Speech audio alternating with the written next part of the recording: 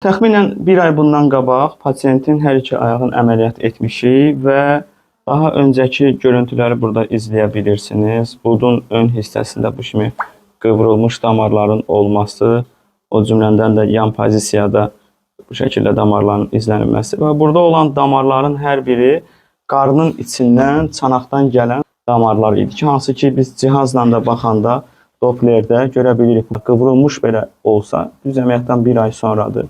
Tam şəkildə bağlanıbdır. Bu bizim dərin venamızdır. Dərin venanın başladığı yerə qədər həmin damar bağlanıbdır.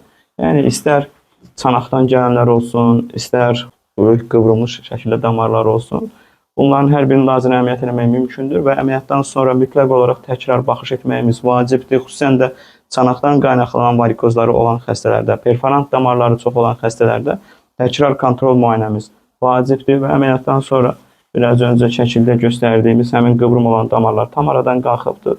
Burada həm də minifileb eləmişdik. Bu nöqtələrin özləri belə zaman olaraq tam aradan qalxacaqdır. Müvəqqəti bir izdir, amma əvvəlki ilə müqayisədə yenə də göstərsək, bu görüntünün ciddi şəkildə azaldığını izləyə bilirik.